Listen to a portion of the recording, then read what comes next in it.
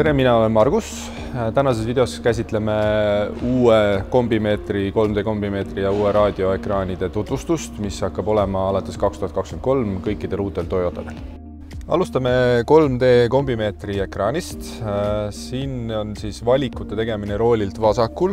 See on ümmargune nupp, kus on siis üles-alla parem vasak valik ning keskel on OK valik.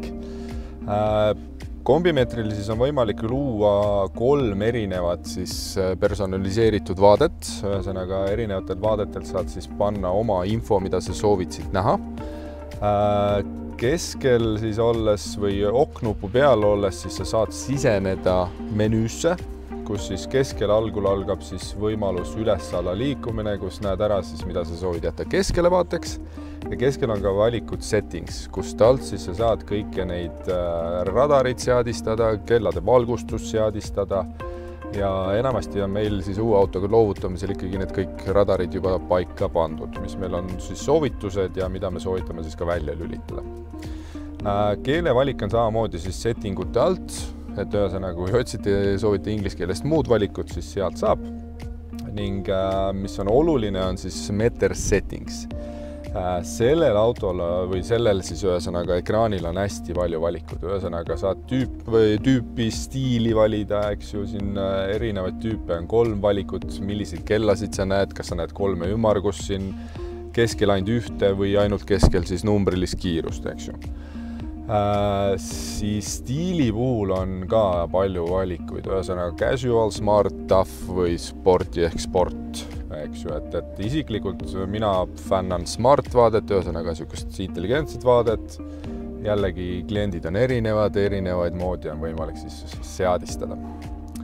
Kindlasti on võimalik ka siis tahomeetrit valida, siis kas sa soovid pöördeid näha autol või mitte, eks ju. Isiklikult soovitan jätta hübriidvaate, eks siis, et seal on näha siis need 4 ala, eks pidurdamisel siis charging, ühesõnaga laadimisala, Eco 1, Eco 2 ja Power, eks, et sellega siis on kõige lihtsam õppida tundma siis hübriidsõidukit, juhul kui on hübriid, eks ju, ja kindlasti siis näeb ära siis paremini, siis mis hetkel siis mootorid vahetusid, selle läks elektri peale ja nii edasi.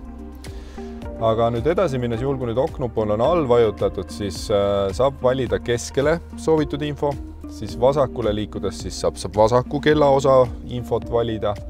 Juhul, kui siin ei ole mingid valikud, mida te soovite näha, siis on ühe korra veel võimalik vasakule minna. Seal siis üles-alla valikutena on siis linnukeste panemine, et mis infot sa sooviksid veel siis siia valikutes lisada, et seda näha. Ja samamoodi kehtib siis ka paremale liikudes, paremale siis kellade osas, et mis vaadet sa soovid ja juhul, kui mingit vaadet ei ole, siis liigud veel korra paremale, kus siis saad linnutada, mis infot siis sinna valikutesse veel soovid. Püsikiirushoid ja siis ühesõnaga distantsi vahe mina enamasti olen jätnud keskele, vasakule olen jätnud siis keskmise kütusekulu info ja paremale poole olen siis jätnud hübriidi siis pildi, kus on näha siis aku laetavus, mis mootorid mingil hetkel töötavad ja millal siis toimub reaalselt laadimine. Raadioekraaniga on siis see, et uutel ekraanidel esimene valik, mis kliendid uude autosse istuvad, on keelevalik. Ühesõnaga, eesti keel kahjuks ei ole, aga paned siis English ja ühesõnaga inglise keel. Järgmisena küsib ta siis, et kas sa soovid oma telefoni autoga ära linkida või ühildada. Selleks siis on vaja võtta lahti telefon. Kindlasti on oluline, et telefonis oleks olemas juba siis tõmmatud Minu Toyota ehk Mighty äpp. Sinna oleks tehtud juba konto ja äppiga saab sisse logida.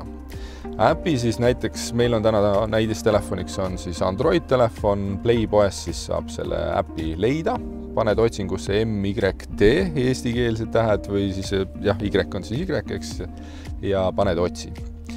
Esimene valik, mis tekib, ongi siis Mighty by Toyota, selle siis laete endale alla ilusti, sisenete sinna, kui on meeles ka parool, siis saab parooliga ilusti sinna siseneda ja tuleb vaade ette, kus on siis sinu tellitud autod, või siis sinul olemasolevad juba autod. Enamasti siis tuleb valida see minu tellitud auto või kui ei ole seda seal, siis paned lihtsalt plussiga lisaauto garaaži alt ja esimene, mis linkimise alt tuleb raadio pealt, on siis QR code. Siin on siis telefonil valikud 2, kas sa sisestad auto VIN-koodiga või siis QR code'iga. Mina hetkel siis saan QR code'i kasutada ja panen pildi peale ja näete, kohe hakkab siis ka registreerimine peale. Siin on siis pisut vaja oodata, et ta kõik need sammud teeks ära. Kindlasti, et see kõik nüüd telefon, auto hakkaks tööle, on oluline see, et sealt siis need digiteenused aktiveerida. Seal on siis aktiveeritud valik või siis veel aktiveerimist ootavad valikud. Et sealt alt on enamasti 2 siis valikut, mis on vaja aktiveerida, kindlasti need nõusolekud anda, sest ilma selleta reaalselt ei ühildu ära ja näiteks siis uue Toyota Corolla Crossi puhul ei saa kasutada ka siis distantskäivitus, uksed kinni-lahti võimalust valikut. Juhul, kui nüüd olete sisse ära läinud, telefon on ühildatud, kindlasti eraldi veel on mõistlik teha ka siis Bluetooth ühildus, siis toimetab veel paremini ühildamine või ühildus auto ja telefoni vahel. Ning siis sealt edasi saate hakata tegema siis ka raadio enda valikuid, ühesõnaga koostama oma siis raadiote listi, mis sul lemmikud on. Raadiolisti puhul, siis uue ekraani puhul on kindlasti see, et siit alt siis ühesõnaga saad siis ise valida oma lemmikud, südame pead panema aktiivseks, ühesõnaga punaseks, siis ta tekib teile siis lemmikute alla ja nii edasi, nii edasi, nii edasi. Ühesõnaga siis, kui on kõik asjad juba lemmikraadiod asjad paika pandud, siis siin üleval ääres paremal pool on niisugune 3 täppi, kuhu peale valides siis saad sound ehk heli sättida. See heli siis, kas kõlarid mängivad taga, rohkem ees, paremale, vasakule ja siis heli iseenesest, eks ju, et neid saab siit. Ja juhul, kui sa soovid nüüd sättida ka seda, et kas ta vastavalt kiirusele ka valjeneks, siis peab minema hammasratta peale ja siit alt võtma sound ja meedia, eks ju. Ja siit ülevalt on siis automatic sound levelizer ja medium. Isiklikult soovitan panna medium, et ta siis reguleerib siuke normaalselt ühesõnaga, et piisavalt. Siis kui telefon on ühildatud, tekib siia originaal navi, sest läbi pilve töötav navigatsioon, mis on originaalina kaasas, eks ju. See nüüd on kliendi enda otsustada, kumba või mida ta soovib täpsemalt kasutada, eks ju. Kas siis seda originaal läbi pilve tulevat navigatsiooni või siis oma telefonis olevaid siis Google Maps, WhatsAppi ja nii edasi. Et enamasti siis inimesed kasutavad WhatsAppi sellepärast, et seal näitab vastavalt siis liiklejate siis märgitud infot juurde veel ja palju rohkem on infot. Telefoni alt siis saad valida ja ühildada ära siis ka Bluetoothi kaudu. Auto info all on siis jällegi seesama energiamonitori pilt, kus siis näeb aku laetavust, mis mootorid mingil hetkel töötavad ja millal toimub laadimine, eks ju. Trip-info all on siis minutiliselt tulbab, palju võttis kütus, saad vaadata ja history all on siis mingi distantsi peale, näiteks Tallinn-Tartu, Tartus enne väljasuretamist vaatad siis palju kütusekulu oli. Kõike saab nullida, kõike saab uuesti sättida ja nii edasi, eks ju. Personaalset infot saate siit valida, Bluetoothi alt siis saate ise lisada uut telefoni juhul, kui soovi on, üldseadete alt siis veel lisaks kell, keel, kõiki neid valikuid teha. Display alt siis jällegi reguleerida heledust, kontraste, enamasti on siis alati paigas kõik ja Vehicle Customize on üks oluline koht veel, kus sa saad siis reguleerida uste siis lukustust. Vastavalt siis mudelile on seal siis ka see, et vastavalt kiirusel, kui sõidad 20 km või kiiremini, lähevad ise automaatselt uksed kinni, eks ju. Ja kui paned parki peale, mina isiklikult soovitan alati valida selle, et kui parki paned, siis lähevad kõik auto uksed siis automaatselt lahti. Siis lõpupoole siis kindlasti juhin tähelepanu sellele, et kuna nüüd kogu see uus süsteem on läbi pilve, siis siin all on software updates. Aeg-ajalt võiks ikkagi seda siis vaadata, juhul kui ta pakub uute siis software'i, siis kindlasti see alla laadida, siis seda paremini toimetab siis ka raadio, kui ka need läbi pilve olevad siis navigatsioonisüsteemid ja nii edasi, nii edasi. Vahepeal on siis toimunud niimoodi telefonis, et telefon näitab, et auto on juba enam-vähem ühildatud.